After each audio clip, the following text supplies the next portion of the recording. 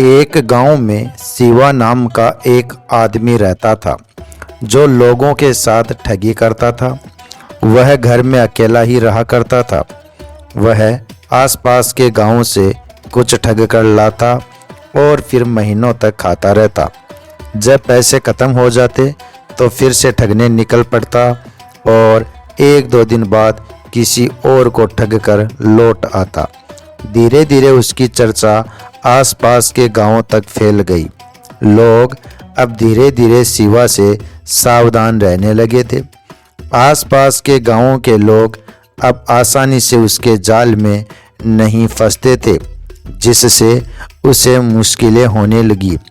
वह अब अपने अकेले का खर्चा भी नहीं उठा पा रहा था और काम ना करने की आदत तो उसके परिवार में पिछली कई पीढ़ियों से चली आ रही थी।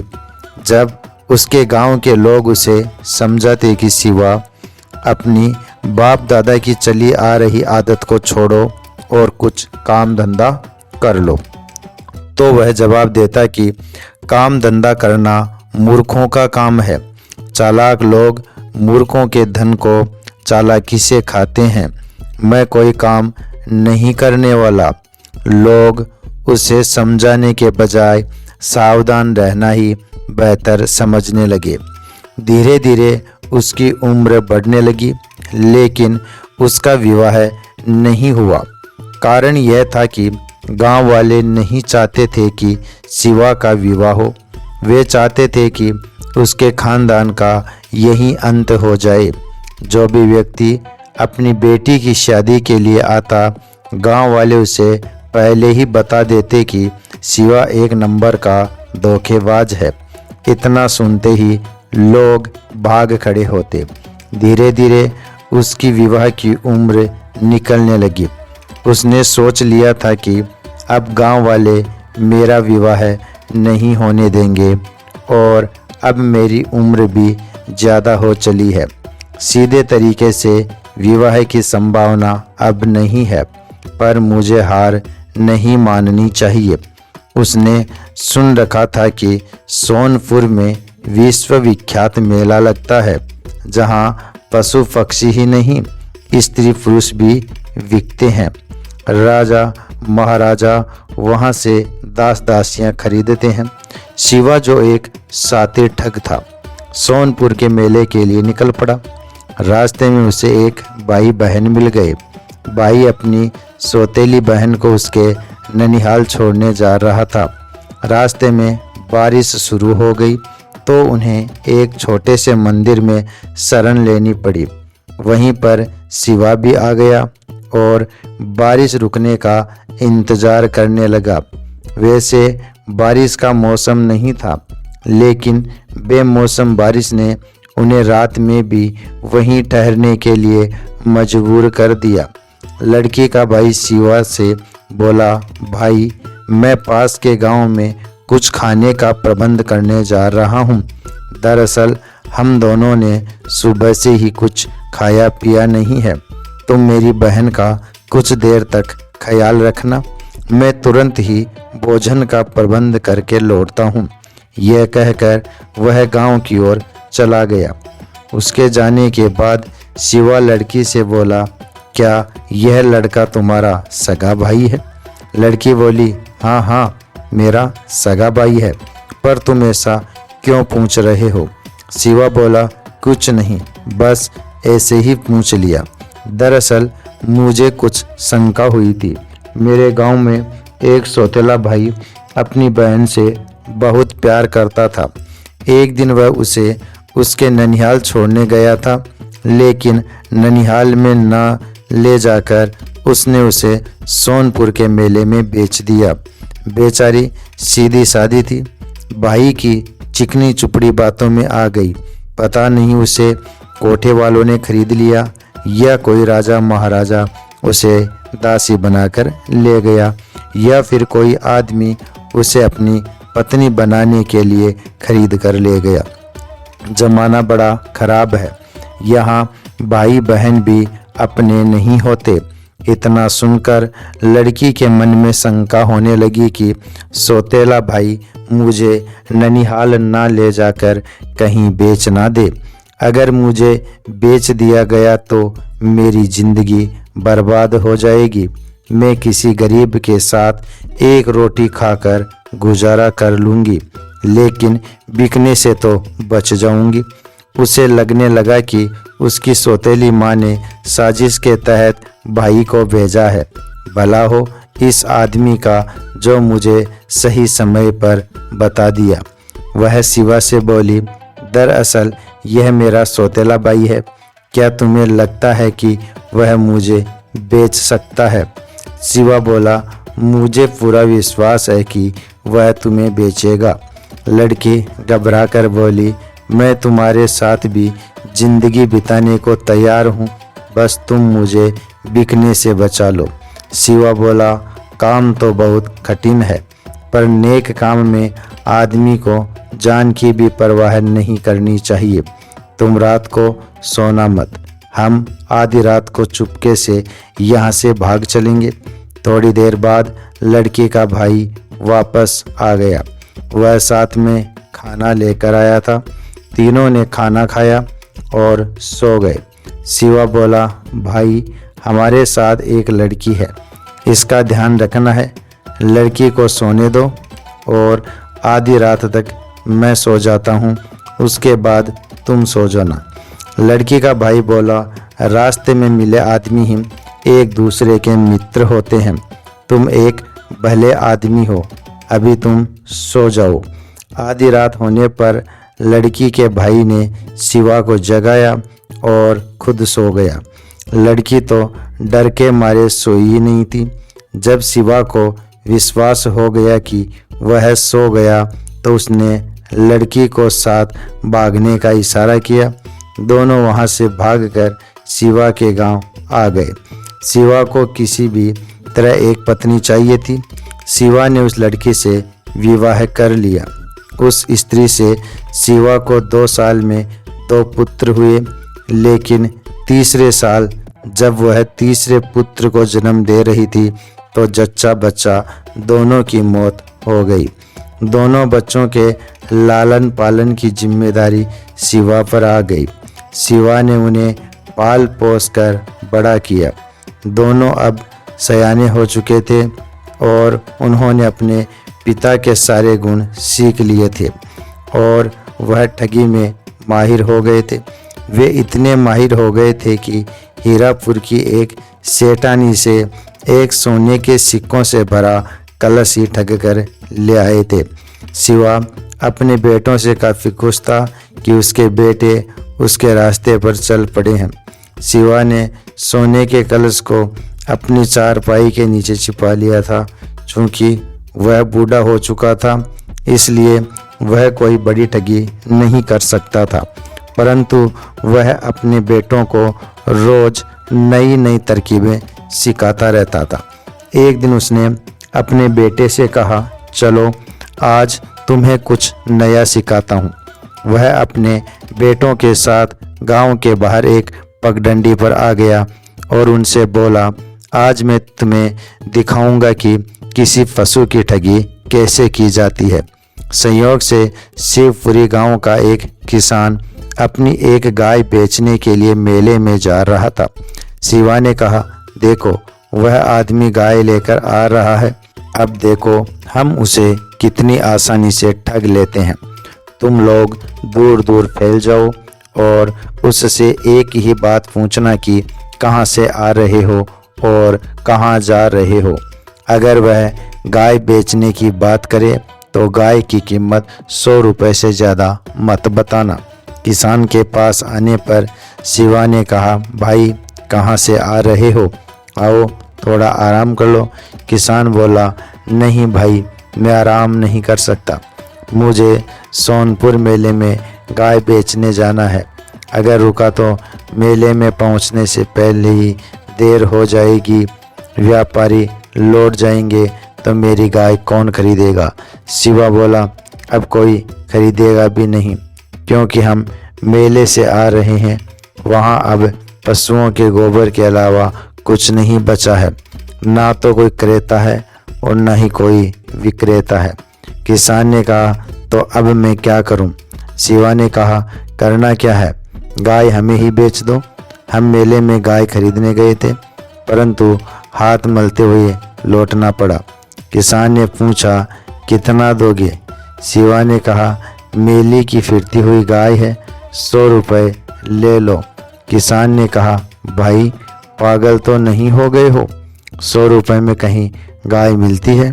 किसान बोला, भाई भागी हुई औरत और मेले से लौटी हुई गाय की कोई कीमत नहीं होती, कोई सस्ते में भी नहीं लेता। अगर बेचनी हो तो दो, वरना अपने रास्ते जाओ। किसान आगे बढ़ा। उसे लगा कि यह आदमी उसे मूर्ख बना रहा है। भला कल से शुरू होने वाला मेला रातों रात कैसे ख़त्म हो गया। वह आगे बढ़ा, तभी शिवा का बड़ा बेटा उसे मिला। उसने भी वही बातें कही जो शिवा ने कही थी और गाय की कीमत 100 रुपये ही बताई।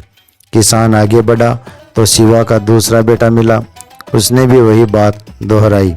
अब किसान को यकीन हो गया कि सचमुच मेला ख़त्म हो गया है और वहाँ जाने से कोई फ़ायदा नहीं। उसने सोचा, गाय यूं ही बेच देता हूँ। किसान ने कभी गाय नहीं बेची थी, इसलिए उसे गाय की सही कीमत का अंदाज़ा नहीं था। उसने सोचा, शायद गाय 100 रुपये में ही बिकती है। तभी तो 3 लोगों ने गाय की कीमत 100 रुपये ही बताई है। उसने 100 रुपये में शिवा के छोटे बेटे को गाय बेच दी और अपने गांव की ओर लौट पड़ा। उधर तीनों बाप बेटे गाय पाकर खुश थे। उन्हें एक व्यापारी आता दिखा, जिसने गाय को 500 रुपये में खरीद लिया। तीनों खुशी खुशी घर आ गए। किसान जब शिवपुरी पहुंचा तो एक आदमी ने पूछा, भाई इतनी जल्दी मेले से लौट आए, कितने में गाय बेची? किसान ने बताया, मैंने गाय 100 रुपये में बेच दी। क्या करता? जब 3 लोगों ने गाय की कीमत 100 रुपये लगाई तो मैंने गाय 100 रुपये में बेच दी। वह आदमी बोला, तुम पागल तो नहीं हो गए हो?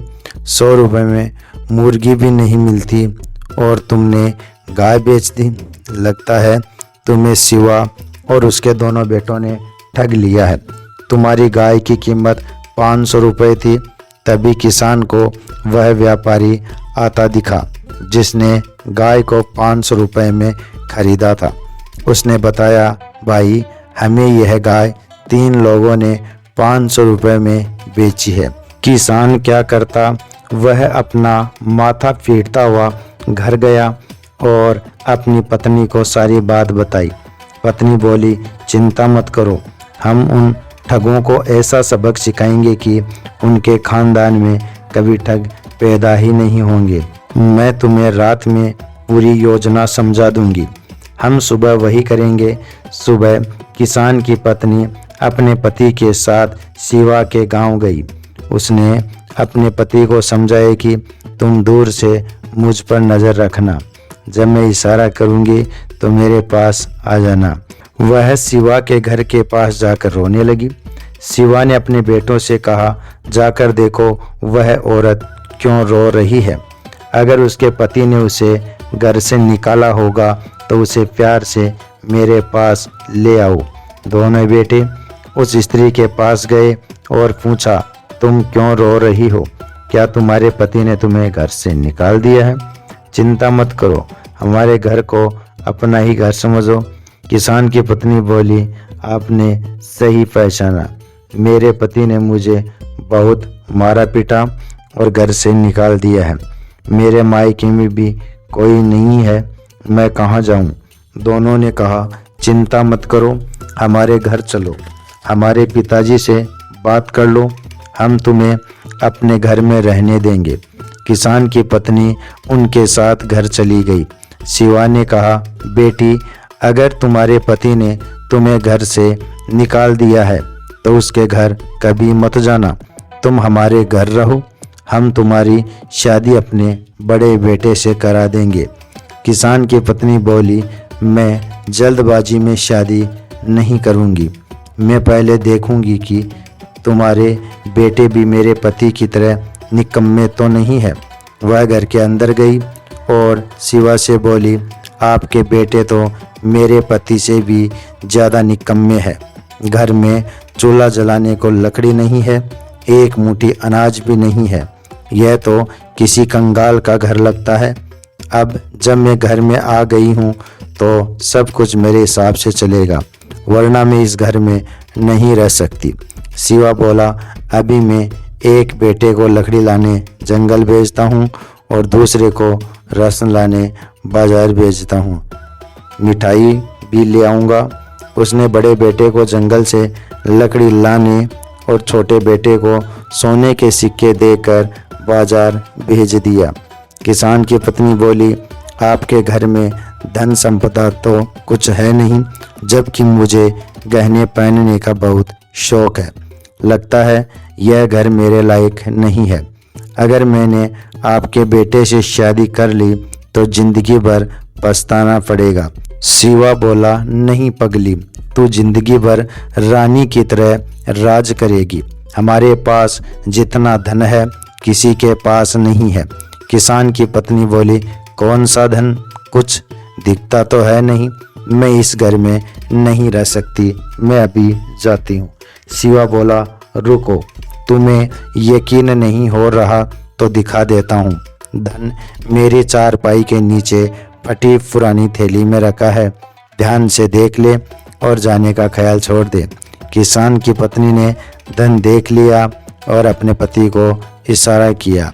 उसने अपने पति के साथ मिलकर शिवा की खूब पिटाई की और बोली, यह जानते हुए कि मैं शादीशुदा हूँ, फिर भी तुमने मुझसे अपने बेटे के विवाह की बात की। इसके लिए मैं तुम्हें 10 डंडे मारूंगी। और मेरी गाय 100 रुपये में ले ली, उसके लिए 20 डंडे खाने होंगे। तुम्हारा यह धन गाय की कीमत के बराबर हो गया। फिर हम 1-2 दिन में ब्याज भी वसूलने आएंगे। इस बार तो सिर्फ तुम्हें ही पीट रहे हैं, अगली बार तुम्हारे बेटों को भी पीटेंगे। दोनों ने शिवा की पिटाई कर दी और जाते जाते उसका सारा धन ले गए। उधर दोनों बेटे जब लकड़ी और राशन लेकर घर लौटे तो घर में किसान की पत्नी नहीं मिली, पर उनका बाप चारपाई पर पड़ा कर्रा रहा था। उसने बताया वह स्त्री उसी किसान की पत्नी थी जिसकी गाय हमने ठगी थी। दोनों पति पत्नी ने मिलकर मेरी पिटाई की और सारा धन ले गए। उन्होंने कहा कि 1-2 दिन में ब्याज वसूलने भी आएंगे और तुम दोनों को भी मारने की धमकी दी है। तुम दोनों मेरे साथ घर में रहो। मुझे बहुत डर लग रहा है। मैं ठगी करते करते बूढ़ा हो गया, पर आज तक किसी ने कभी एक थप्पड़ भी नहीं मारा। पर अब इस स्त्री के चक्कर में बुढ़ापे में जूते खा रहा हूँ। दोनों बेटे बोले, पिताजी आप घबराइए मत, हम आपको छोड़कर कहीं नहीं जाएंगे। शिवा बोला, पर तुम दोनों को मेरे लिए वैद्य को बुलाना ही होगा। मैं दर्द से बेहाल हो रहा हूँ, मेरा इलाज नहीं हुआ तो मैं मर जाऊँगा। दोनों बेटे वैद्य को ढूंढने निकल पड़े। उन्हें घर से कुछ दूरी पर एक वैद्य मिल गया। दोनों उसे लेकर घर आए। वैद्य ने बड़े ध्यान से जांच की, फिर उसने कहा, तुम्हारे पिता को इतना पीटा गया है कि अगर इसका इलाज तुरंत नहीं किया गया तो यह मर जाएगा। तुम दोनों यदि इसे बचाना चाहते हो तो तुम्हें एक काम करना होगा। यहाँ से 5 किलोमीटर दूर जंगल में एक बरगद के पेड़ के ऊपर नीम का पेड़ उगा हुआ है। उस नीम के पेड़ की छाल ला कर दो, मैं उससे दवा बनाऊंगा और इससे तुम्हारे पिता का सारा दर्द भाग जाएगा। दोनों बेटे जंगल में छाल लाने चले गए। असल में वह वैद्य और कोई नहीं, वही किसान था जो वेश बदल कर आया था। किसान ने अपनी नकली दाढ़ी और मूंछें हटा दी और शिवा से कहा, ससुर जी, आज ब्याज वसूलने आया हूँ। मेरी पत्नी और आपकी बेटी ने मिठाई मंगाई थी, क्या तुम लोगों ने वह मिठाई खाई? शिवा बोला, भगवान कसम किसी ने उसको हाथ भी नहीं लगाया। मिठाई का थैला अभी खूंटी पर टंगा हुआ है। किसान बोला, मिठाई खा लो, पर मैं तुम्हारी पिटाई ज़रूर करूँगा। मिठाई खाने के बाद किसान ने फिर से शिवा की पिटाई की, पर इतना ही मारा कि वह जिंदा रहे। फिर वह बची हुई मिठाई अपनी पत्नी के लिए ले गया। जाते जाते उसने कहा, हर 2-4 दिन बाद मैं तुमसे मिलता रहूँगा और तब तक आता रहूँगा जब तक तुम्हारे बेटे ठगी छोड़कर कोई और काम धंधा नहीं कर लेते। थके हुए दोनों बेटे जब जंगल से छाल लेकर आए तो शिवा ने बताया, बेटा वह वैद्य नहीं था, वह किसान ही था। उसने मिठाई भी खा ली और फिर से मुझे मारा। बची हुई मिठाई भी ले गया और कह गया कि जब तक तुम लोग ठगी नहीं छोड़ते वह मुझसे मिलता रहेगा और पीटता रहेगा। बेटे बोले, पिताजी आप घबराओ मत, हम किसान को बहुत मारेंगे। शिवा बोला, बेटा जब तुम मारोगे तब मारोगे, वह तो रोज़ मेरी हड्डियां तोड़ रहा है। अब उसके पास इतना धन हो गया है कि उसे ज़िंदगी भर और कोई काम नहीं करना है। अगर उसे कुछ काम है तो बस रोज़ मुझे किसी न किसी तरह से मारना। इसके बाद वह तुम दोनों को भी नहीं छोड़ेगा, क्योंकि उसे अब और कोई काम नहीं है। तुम लोग ठगी छोड़कर कोई दूसरा काम तलाश लो। शिवा के बेटे बोले, पिताजी हम भी कोई काम नहीं करेंगे, हम किसान के घर जाएंगे और उसकी बीवी बच्चों को पीट कर आएंगे। शिवा बोला, बेटा ऐसी गलती मत करना, उसकी बीवी उससे भी ज़्यादा खतरनाक है। लेकिन शिवा के बेटों ने उसकी बात नहीं मानी और किसान के घर पहुंच गए। घर में एक मोटी स्त्री थी। उन्होंने उससे किसान के बारे में पूछा और धमकी दी कि वे किसान को मार डालेंगे और उसके बीवी बच्चों को भी नहीं छोड़ेंगे। फिर क्या था, वह मोटी औरत दोनों को पकड़कर उनके ऊपर बैठ गई। वह कोई थुल थुल तोंद वाली मोटी लड़की नहीं थी, बल्कि एक पहलवान थी। उसने अपनी भाभी से कहा, भाभी तुम खेत पर काम करके आओ, तब तक मैं इन दोनों का काम तमाम करती हूँ। दोनों उसके भार से मरे जा रहे थे। वे बोले, बहन जी हमें माफ़ कर दो, हम जिंदगी में कभी भी ठगी नहीं करेंगे। वह स्त्री किसान की छोटी बहन थी। उसकी और भी 2 बहनें थी जो इस वक्त घर पर नहीं थी। दोनों मरते मरते बाल बाल बचे। वह शिवा के दोनों बेटों से बोली, अब तुमने मुझे बहन कहा है तो छोड़ देती हूँ, पर छोटी बहन को कुछ खर्चा दिया जाता है। दोनों ने कहा, बहन जी हमारे पास कुछ नहीं है। तब किसान की बहन बोली, अरे ऐसे कैसे कुछ नहीं है, तुम्हारे हाथ है पैर है, उसी में से एक एक तोड़ देती हूँ। और उसने दोनों का एक एक पैर तोड़ दिया।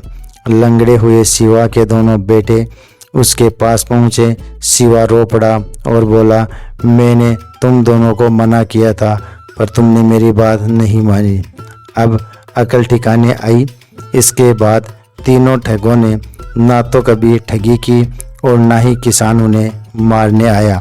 दोस्तों वीडियो पसंद आया हो तो लाइक और शेयर ज़रूर कर लेना।